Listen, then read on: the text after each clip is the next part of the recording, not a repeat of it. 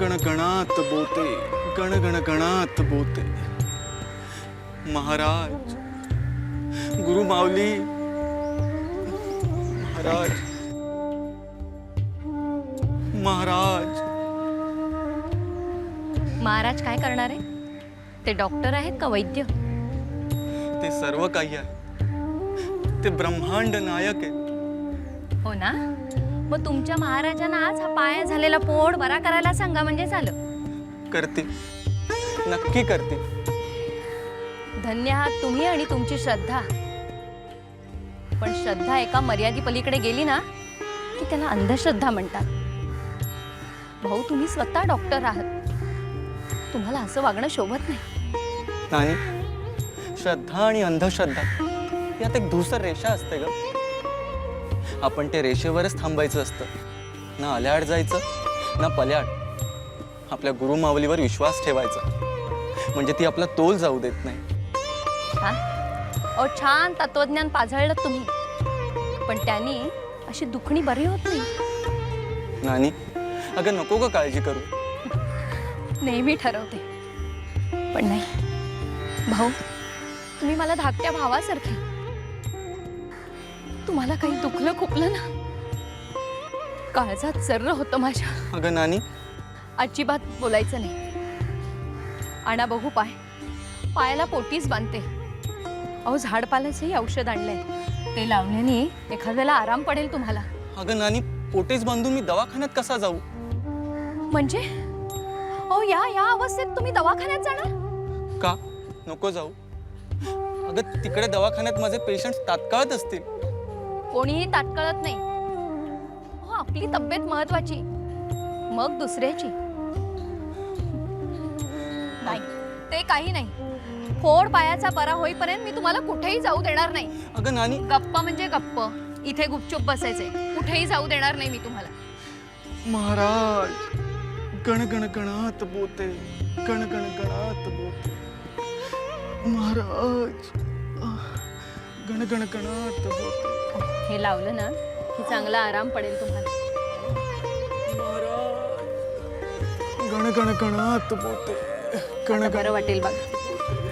गण गण गणात बोते, गण गण गणात बोते, गण गण गणात बोते, गण गण गणात बोते। बरं वाटेल बघा आता तुम्हाला नक्की। महाराज, गुरु माऊली, महाराज।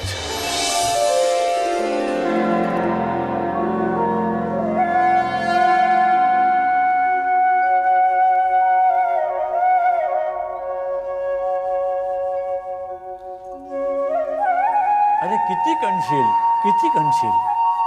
महाराज, मी तोंडाने हो का चूक केलं नाही? फोड झाला की वेदना ही होणारच। फोड फोड कोणाला झालाय महाराज? वेदना ही साडेसातीसारखी असते, ती माणसाला सहन करायला शिकवते। या वेदनेतूनच माणसाचा नवा जन्म होत असतो। हो महाराज। होय काय?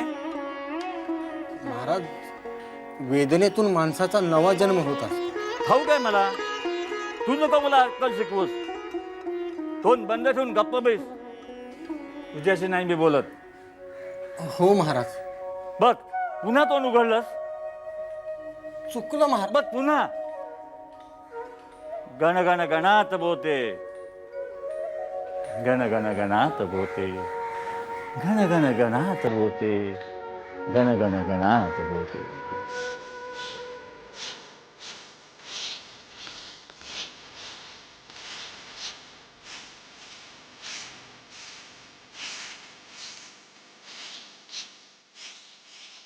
तुकाराम भाऊ, कोण?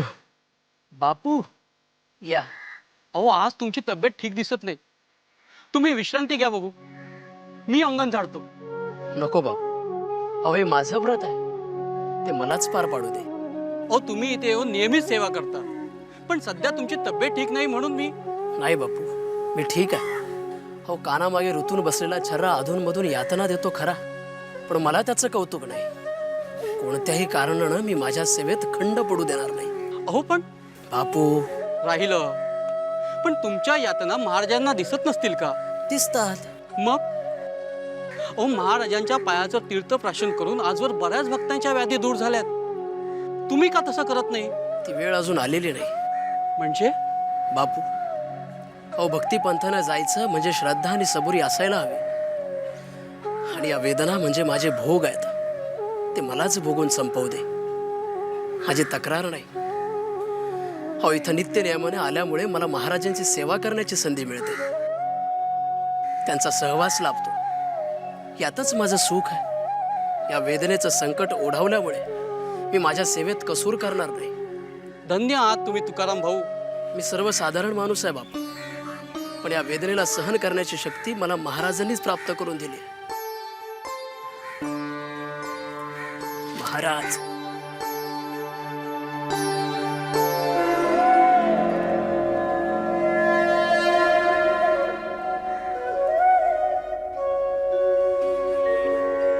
अर्ध्या हळकुंडाने पिवळे होणारे आमचे भक्त खूप आहेत, पण ते पिवळे पण सोन्यासारखं अस्सल नसतं. यातना सहन कराव्या लागला की पितळ उघडं पडतं.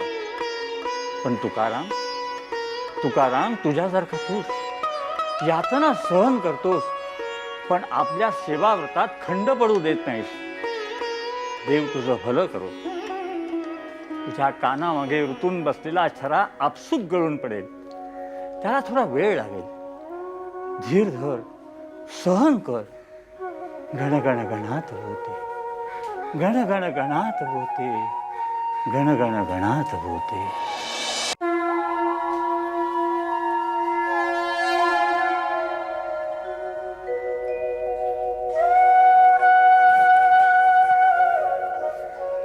महाराज, जीवाला वेदना का असतात?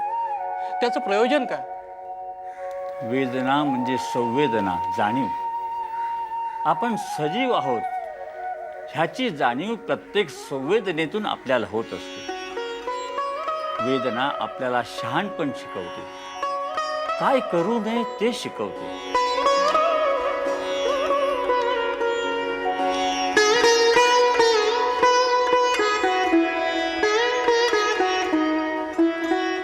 सांभाळ, बत्ता बत्ता. महाराज चंदन चावल बेल के पतिया शिवजी के माथे धरो रे. चंदन चावल बेल की पतिया शिवजी के माथे धरो रे. महाराज अहो काय झालं? पत्ता पडला पायावर. अहो आता बत्त्याशी काय काम पडलं तुम्हाला? पोटात थोडं मळमळत होतं, म्हणून म्हटलं आलं कुठून तोंडात टाकावं. अहो पण हे तुम्ही मला नाही का सांगायचं? अहो मी चूर्ण दिलं असतं तुम्हाला. अहो इथे धड उभंही राहता येत नाही तुम्हाला, आणि हे नसते उपद्व्याप कोणी सांगितले? नानी, किती ग कामं सांगणार तुला?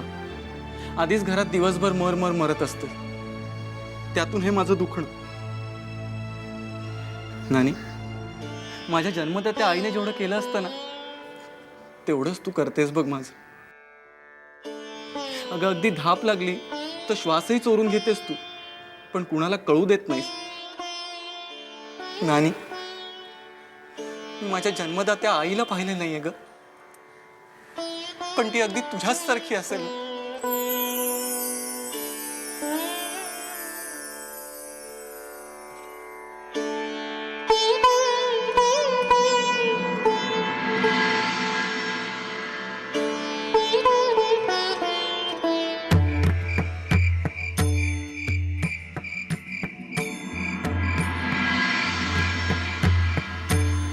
महाराज,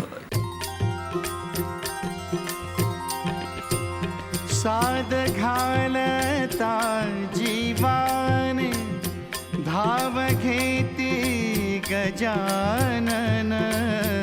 प्रगटते भक्तांसाठी कोठल्याही रूपातून. धुन लागता नामाची, धुन लागता नामाची. लाभे अपार हे सुख शेगावीचे योगीराज शेगावीचे योगीराज थोर ब्रह्मांड नायक ब्रह्मांड नायक ब्रह्मांड नायक ब्रह्मांड नायक इतक्या रात्री कोण आला असेल काय माहित. डॉक्टरला पेशंट भेटायला आले असतील.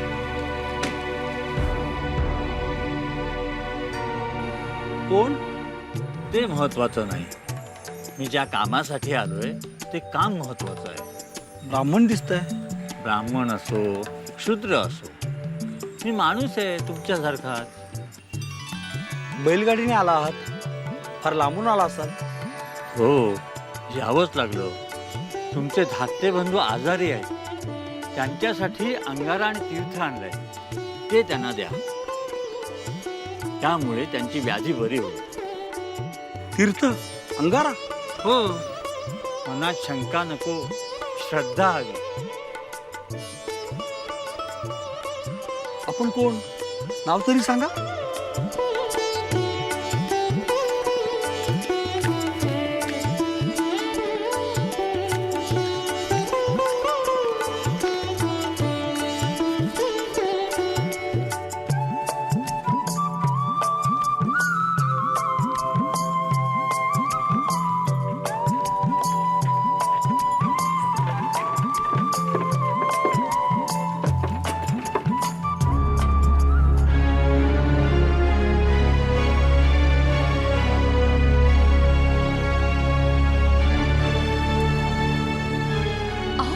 अहो कोण आलो तो इतक्या अपरात्री? देवचाने नाव नाही सांगितलं. म्हणजे पण भाऊसाठी हे तीर्थाने अंगारा दिलाय. त्याने भाऊला आराम पडेल म्हणाले. अहो मग बघत काय बसला? अहो थांबवा त्यांना. त्यांचे आपण पाय धरू. जा जा तुम्ही. आणि तू धर हे लाव भाऊला. मी आलोच.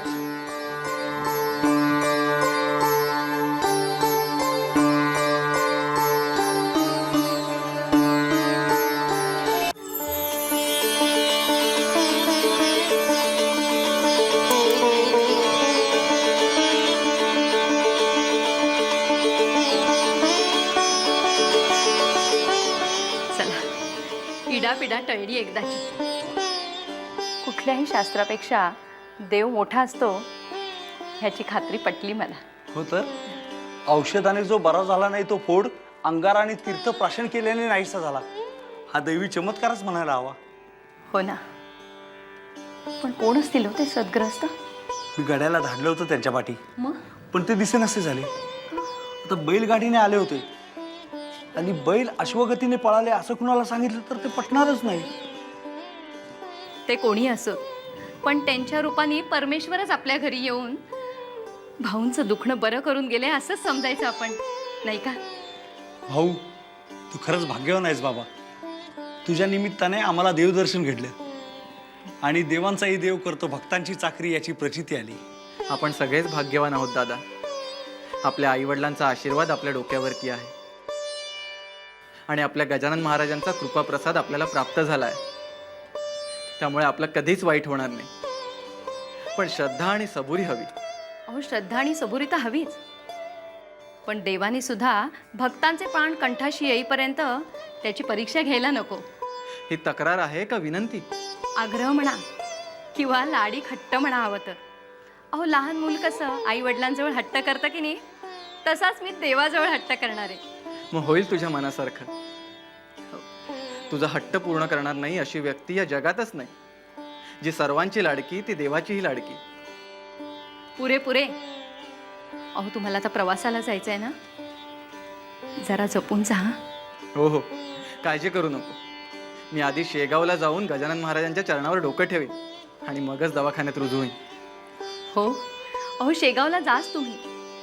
अहो आपल्या घरी आलेला देव माणूस नेमका कोण होता ह्याची उकल गजानन महाराजच करतील, नाही का? हो येतो मी. ऐशवान यशवंत हो.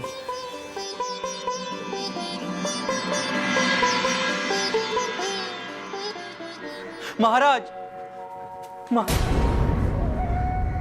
महाराज, माझ्या हातून काही चूक घडली आहे का? घडली असेल तर मला क्षमा करा महाराज, पण माझ्याकडे अशी पाठ करू नका. आई जर आपल्या लेकराकडे पाठ करून बसली तर ते लेकरू कोणाकडे बघेल? ते लेकरू पोरकं होईल महाराज. महाराज बोला ना महाराज. आमचा बोलण्यावरती विश्वास नाही, कृतीवरती विश्वास आहे. माझ्या हातून काही चूक घडली आहे का महाराज? तसं असेल तर मला सांगा महाराज. तुझा तूच विचार कर. समजलो. मी इतके दिवस तुमच्या दर्शनाला आलो नाही म्हणून तुम्ही रागावलात ना माझ्यावरती. पण हा लटका राग बाजूला ठेवा आणि माझं न येण्याचं कारण जाणून घ्या महाराज. कारण महाराज, माझ्या पायाला फोड झाला होता आणि मी स्वतःच औषध उपचार केले, शस्त्रक्रियाही केली, पण फोड काही बरा होईना.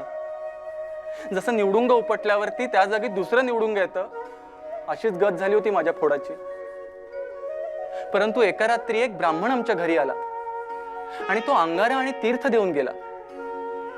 तो अंगारा जिभेवर ठेवला आणि ते तीर्थप्राशन केले तर काय चमत्कार! माझा फोड गळून पडला होता. जे औषध उपचाराने साध्य झालं नाही ते श्रद्धेने झालं.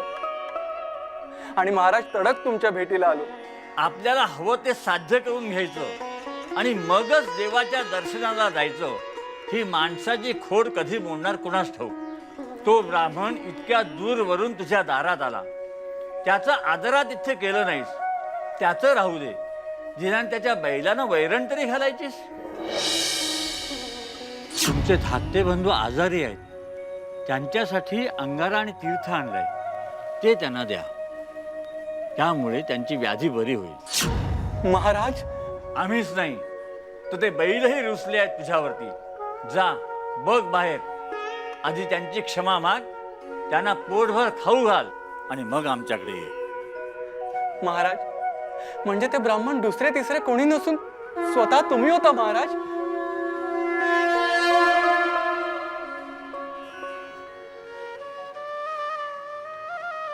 महाराज, गण गण गणात बोते, गण गण गणात बोते, गण गण गणात बोते, गण गण गणात बोते.